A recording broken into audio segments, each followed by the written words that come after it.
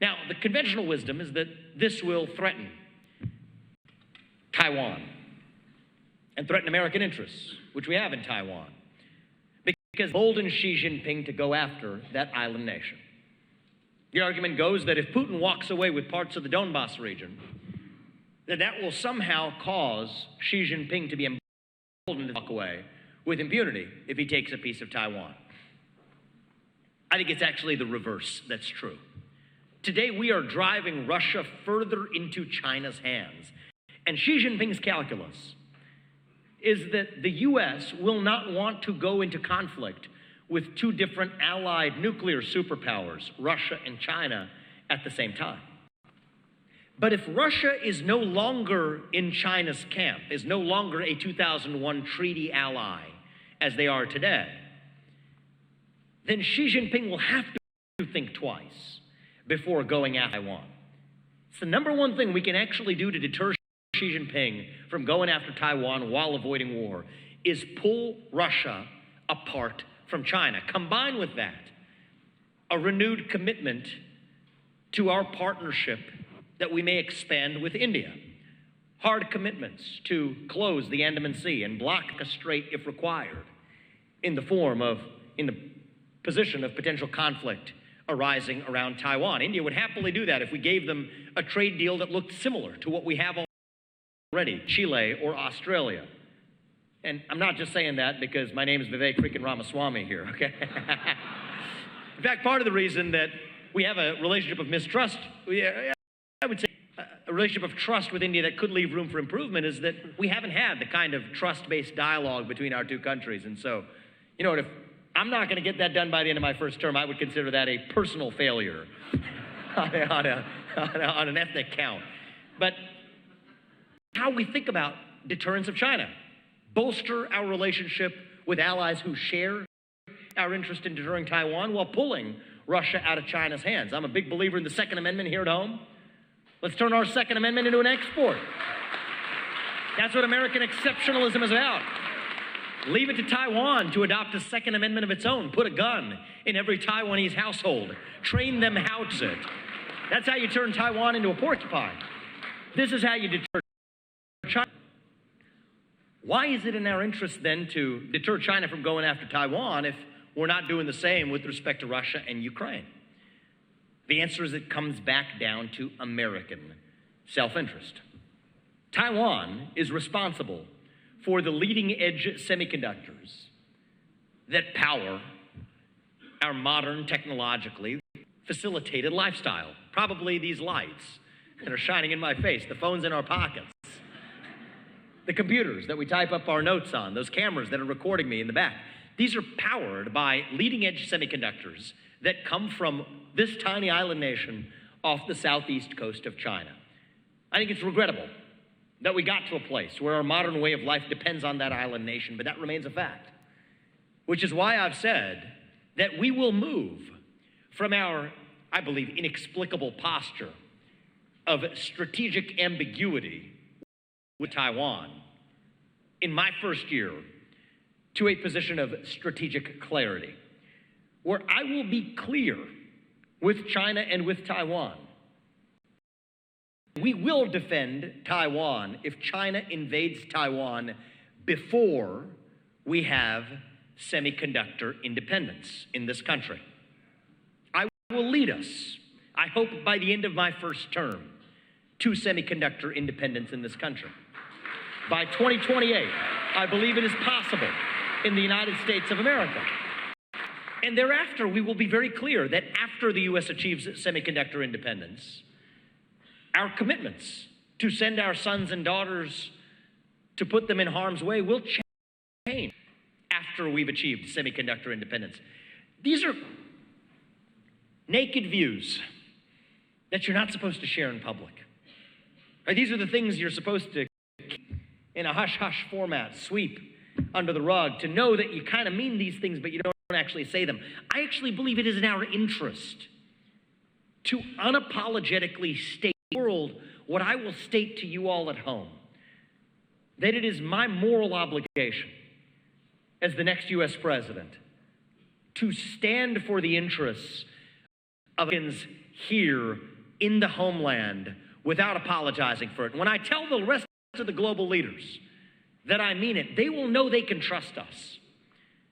And it's not really credible to say that we're going to defend democracy selectively when the democracy of the day we're defending is a nation that has banned 11 opposition parties, goes after religious minorities and churches, and has consolidated all media into one state media arm. That's Ukraine, if you weren't wondering. It doesn't make sense, right? But if we say that, no, we're going to be very honest. Our engagement outside the West sphere will be limited to the circumstances where it actually advances U.S. interests, then that puts Taiwan on notice. That a nation that's supposedly at threat of annexation is now spending less % of its GDP on its military. It better step that up to 4% by 2028, which is where it'll need to be to have a chance of defending itself. It'll put China on notice to say that, you know what, you have some nationalistic unfinished business from 1949 when Mao Zedong and Chiang Kai-shek had at it, but you will not mess with the United States and our interests by holding an economic gun to our head, by taking a shot going after that island until we have semiconductor independence in this country. This is how we smoke out realism, revive Nixonian realism in the modern day. Revive George Washington's vision of what it means to put the interests of this nation first. This is an uncomfortable shock to the modern bipartisan foreign policy establishment. I'm an outsider. That is what I believe it will take to turn our foreign policy establishment back upside where it belongs. That is what it will take to get our NATO allies who spend more than half of whom less than the 2% they're obligated by treaty to actually spend on their own national defense.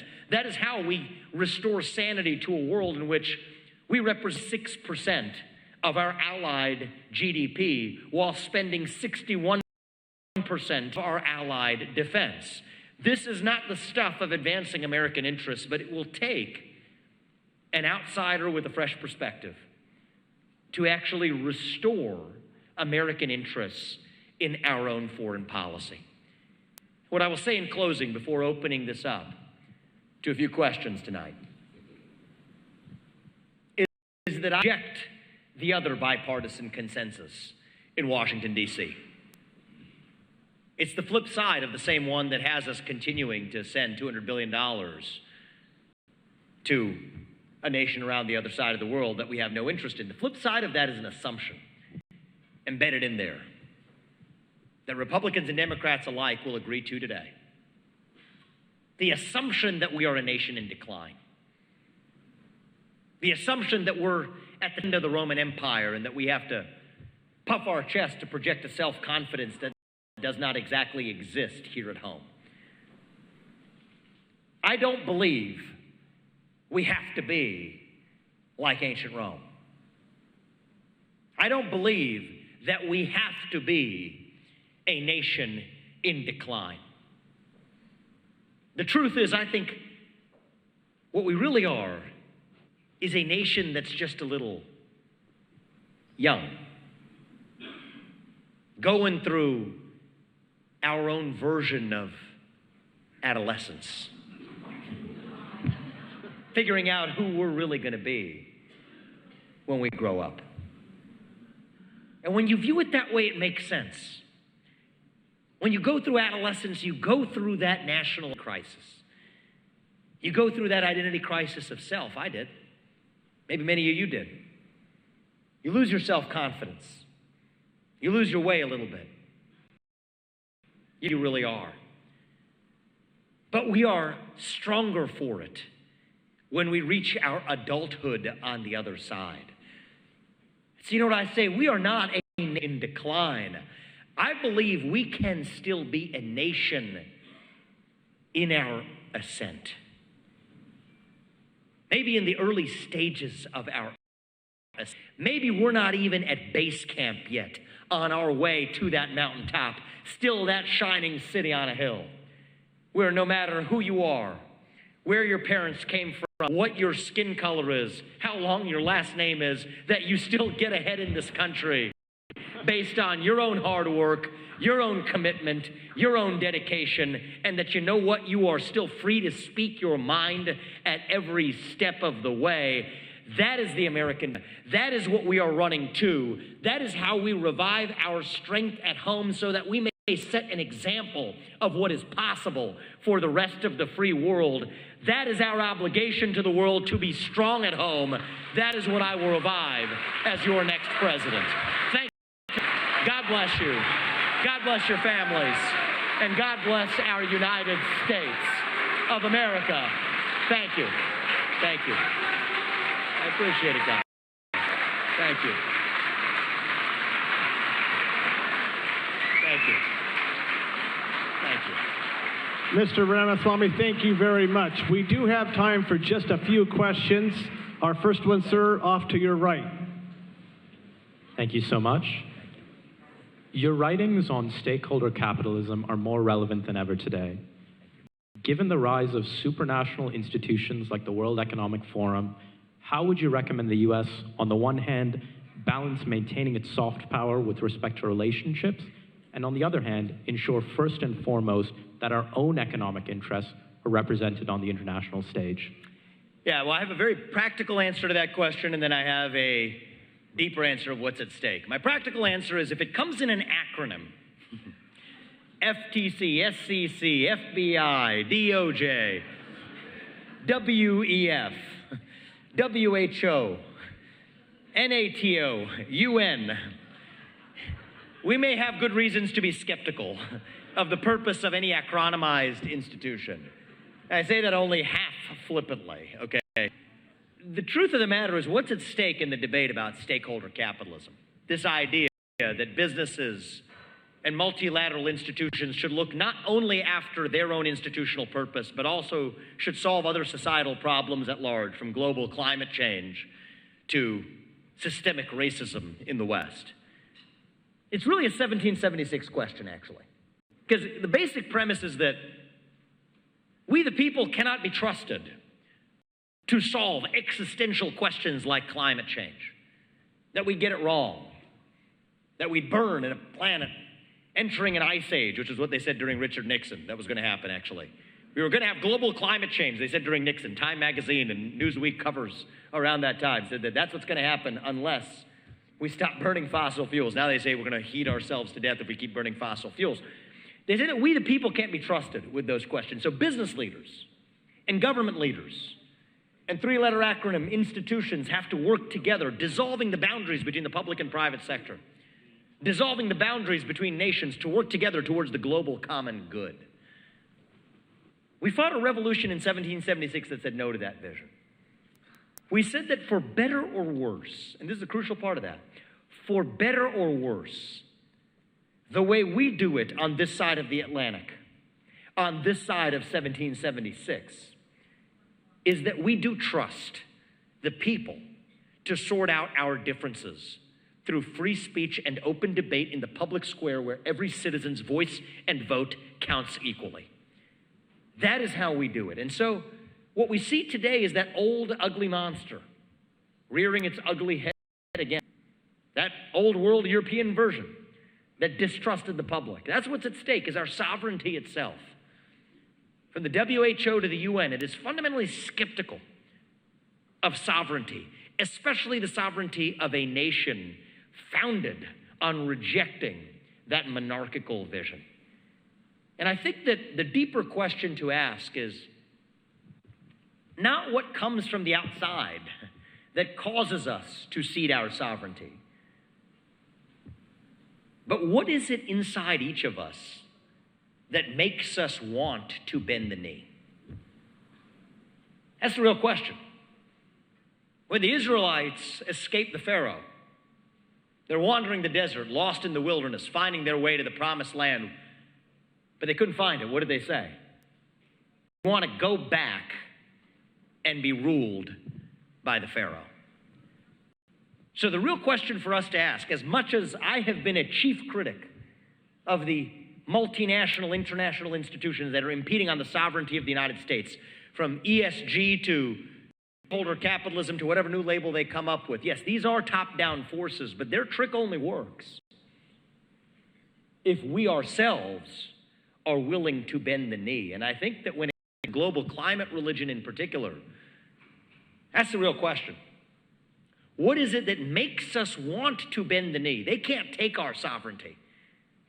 It'll have to be up to us to give it to them.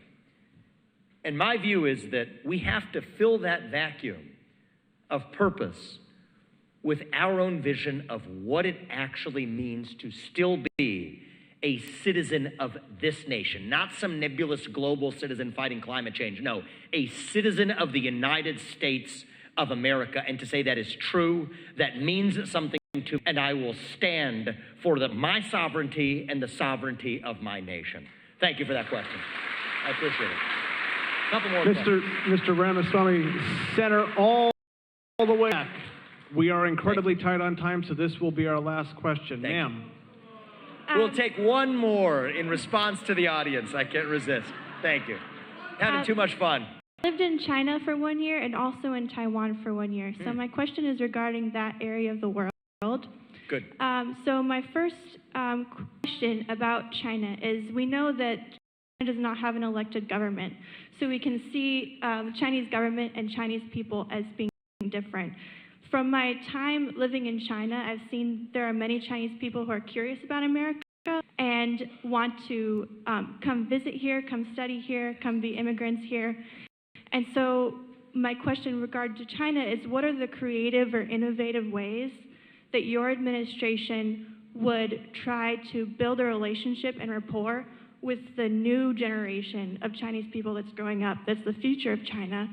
And my second question regarding Taiwan is, if you were to make this policy very clear about after a certain time period, once we have semiconductors, that you would not defend Taiwan, what would stop China, if there truly are enemies, wouldn't they want to then attack us first before we get semiconductors? Okay, great question. I'll take the second. Actually, I'll take them in order as you asked them. So the first question is a beautiful question. I actually didn't share some of my own background. I've spent a lot of time in China myself. I actually was an exchange student at Beida, which is, so Harvard has their exchange program. It's sort of the Harvard of China. I spent time at Hong Kong University. I've done business in China in my first, and it's a lot of those experiences that opened my eyes to a CCP that has dramatically changed. This is not now's CCP anymore. And I think that this has changed dramatically, even under our own plain sight view, over even the last 10 years, as Xi Jinping brings his iron fist down now to take his unprecedented third term as the leader of the CCP, breaking that chain of succession and literally physically removing Hu Jintao to go along with it in the party meeting that did it last October. So it's a brilliant question for you to ask. Who are those kids holding up those white sheets in that white sheet revolution just, what it was, a year or so ago? It will be my job as the next US president to distinguish the Communist Party of China from the people of China, to whom I will do my best to speak directly as allies of free people. We are born, we as human beings are born to be free. We, all of us, not just Americans, are endowed by our Creator with the will to be free. But to earn our, it must be, as we did in this country, it must be earned. We cannot earn it for them. In fact, we must continue to earn it for ourselves. But I think it will be up to them to earn it for themselves, while knowing that when the United States is strong, we set an example of what is possible. And that's why I think our moral obligation to the world isn't to go intervene and fight somebody else's revolution for them. No. Our moral obligation is to set an example of what is possible for free people around the world. And so that's the distinction I will draw. We will talk to the Chinese people from the way that we deal with Xi Jinping and his autocratic boot on our necks through the legs of the CCP. To your second question about Taiwan. So, look, I think that there's a real opportunity for us to put China and Taiwan on notice of exactly what our intentions are. This is a radical break from the policy of strategic ambiguity, but I think this allows us to accomplish three goals in one.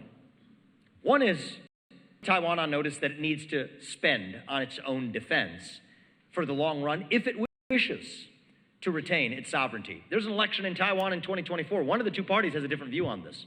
And the KMT could very well win the election, for all we know.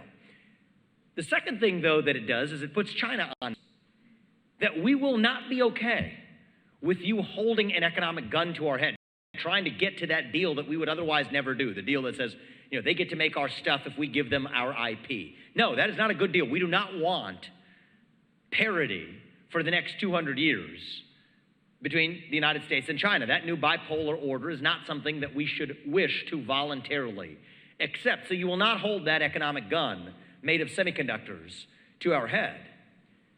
But it also sends the signal that afterwards, we have now smoked out two different intentions that China may have for taking over Taiwan. Right now, the problem with strategic ambiguity is we don't know which one's really guiding Xi Jinping. I mean, the guy trots out in his Mao Zedong outfits, and there's some weird psychology going on there, right? I mean, Mao Zedong really was unkind to his own father as part of the Cultural Revolution. As best we can tell, tortured, possibly abused, maybe even Xi himself was, and yet now he gets Mao Zedong-style tailor-made suits. I mean, there's something going on in that psychology, which is a headspace that I can only speculate to explore. But you have these deep nationalistic impulses to reunite, as he would call it, one China. Yet we also have this impulse to lord over the United States. And my answer is, for one of those, our answer is no. I will not see a country where my children and my grandchildren, our grandchildren grow up to be a bunch of Chinese serfs because we're held hostage to the way we live our modern lives. No is the answer to that question. And we will get to independence by the end of my first term in 2028. But if the second motivation is really what remains and guides him, to close off the unfinished business of the Chinese Civil War dating back to 1949, well, look, I think that it is preferable that we still deter that from happening by way of alliances with India and preparing Taiwan to stand for its own security interests, and Japan, which will further be threatened in this scenario. But I will not send our sons and daughters. I'm certainly, in the current facts, not inclined to be in a position to say that we will send our sons and daughters and our troops to fight for that purpose if we've already achieved the more important purpose that advances American interests. I recognize that probably in the news cycle tomorrow, this discussion will be treated very unkindly, just because it is a shock to the system. You're not supposed to do it this way.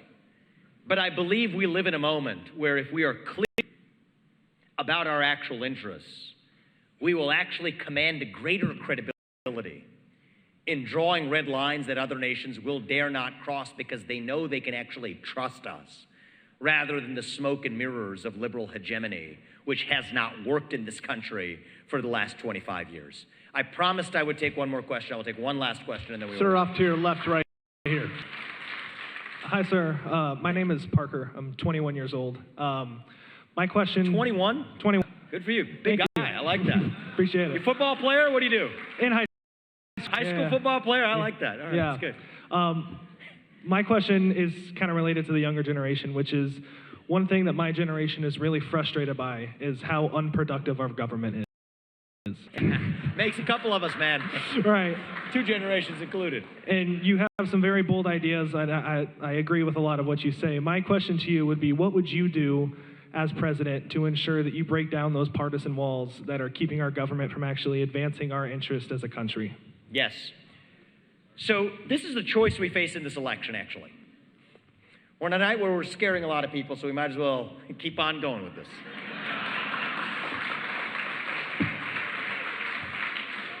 So here's the truth. Here's the choice we face in this GOP primary. Right, relevant. The answer to your question is at stake in 2024. Do you want incremental reform? Or do you want revolution? I stand on the side of revolution.